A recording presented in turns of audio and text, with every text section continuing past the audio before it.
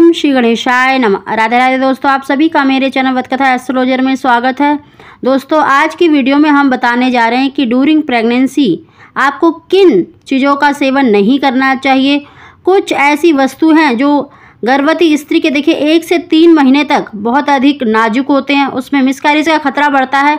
परंतु कुछ चीज़ें ऐसी हैं जिनको पूरी प्रेगनेंसी के दौरान आपको अवॉइड करना चाहिए और कुछ चीज़ें ऐसी होती हैं जो थोड़ी सी सावधानी के साथ आप उनको खा सकती हैं। दोस्तों, आज हम संपूर्ण आपको जानकारी दे रहे हैं कि प्रेगनेंसी के दौरान किन वस्तु को आपको बिल्कुल अवॉइड करना चाहिए और कुछ वस्तुओं को आप सावधानी के साथ ले सकते हैं, उसी की जानकारी दे रहे हैं। दोस्तों, उसकी जानकारी देने से पहले अगर अभी तक आपने मेरा चैनल सब्सक्राइब नहीं किया तो सब्सक्राइब अवश्य ही कर ले, बगल में बेल आइकन को दबा दें जिससे मेरी आने वाली सभी वीडियो का नोटिफिकेशन सबसे पहले आप तक पहुंच सके। दोस्तों, गर्भावस्था के पहले 3 महीने बहुत नाजुक होते हैं। इन 3 महीनों में मिसकैरेज का खतरा भी सबसे ज़्यादा होता है और बहुत से लोग देखिए खाने पीने की वस्तु तो बताते हैं कि ये खाना चाहिए, इसमें बहुत अधिक पौष्टिक होता है, परंतु इन चीज़ों को नहीं बताते जिनसे मिसकैरेज होने का खतरा बढ़ जाता है, या किन चीज़ों को अवॉइड करना चाहिए जिन्हें आपको भूलकर भी नहीं खाना चाहिए प्रेगनेंसी के दौरान। और विशेष रूप से अगर आपका देखिए 1 या 2 बार मिसकैरेज हो चुका है तो आपको सबसे ज़्यादा अधिक सावधानी रखने की आवश्यकता होती है। और आपको मालूम होना चाहिए कि प्रेगनेंसी के 3 महीने खासकर इन चीज़ों को बिल्कुल अवॉइड करना चाहिए और कुछ चीज़ों का तो पूरी प्रेगनेंसी के दौरान भी अवॉइड करना चाहिए।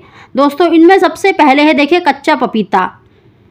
दोस्तों, वैसे तो देखिए जो पका हुआ पपीता होता है वो बहुत ही फ़ायदेमंद बताया जाता है, लेकिन प्रेगनेंसी के दौरान जो कच्चा पपीता होता है या पका जो पपीता होता है वो बहुत ही हानिकारक होता है गर्भवती स्त्री के लिए, उसके भ्रूण के लिए, क्योंकि वो भ्रूण के विकास में यानी बच्चे के विकास में बाधा उत्पन्न करता है।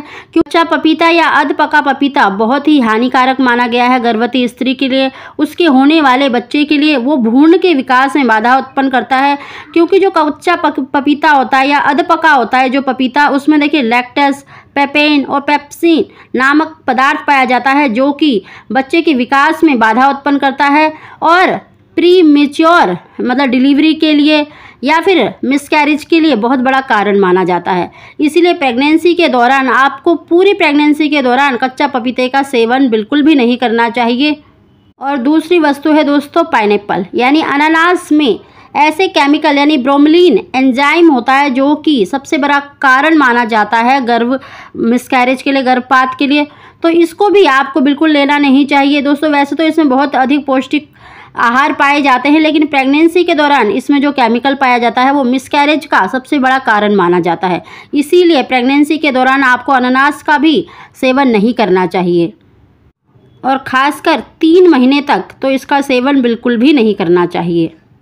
दोस्तों, तीसरा है कच्चा दूध। दोस्तों, वैसे तो प्रेगनेंसी में देखिए दूध को बहुत अधिक कैल्शियम होता है, बहुत ही पौष्टिक आहार माना जाता है, परंतु देखिए जो कच्चा दूध होता है, बिना उबला हुआ दूध, उसमें देखिए बहुत से बैक्टीरिया और रोगाणु होते हैं जो कि गर्भवती महिला और उसके भ्रूण के लिए हानिकारक माना जाता है। इसीलिए गर्भवती स्त्री को कभी भी कच्चा और बिना उबला हुआ दूध नहीं पीना चाहिए, हमेशा दूध को उबाल कर ही पीना चाहिए।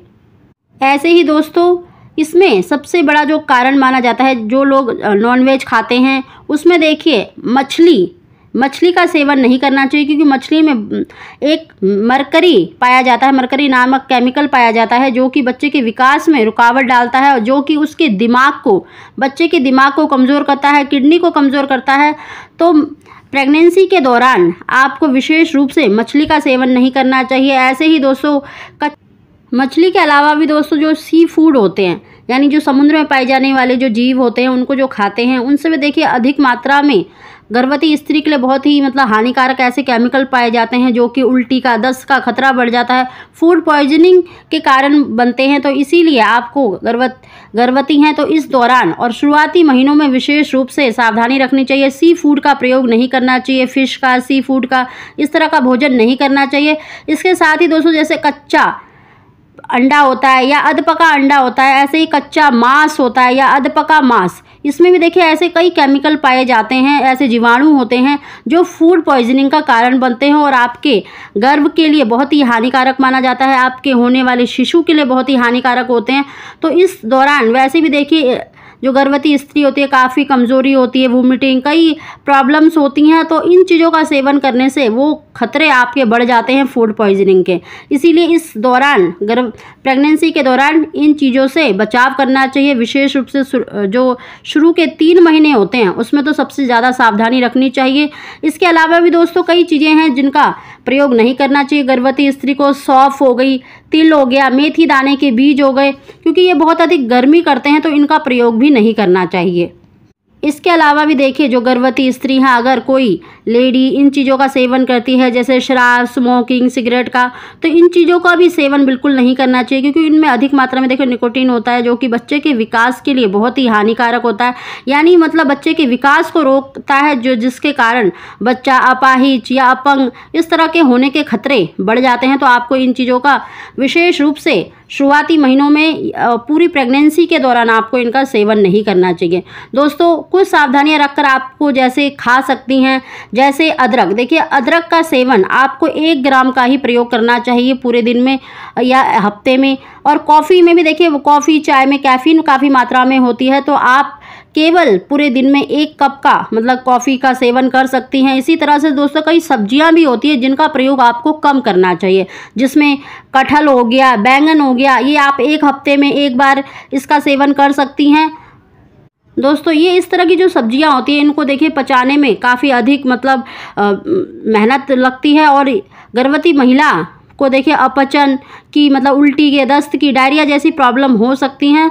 तो इन सब्जियों का, इन वस्तुओं का सेवन प्रेगनेंसी के दौरान कम करना चाहिए, जिससे कि आपका जो होने वाला बच्चा है स्वस्थ और हेल्दी हो सके।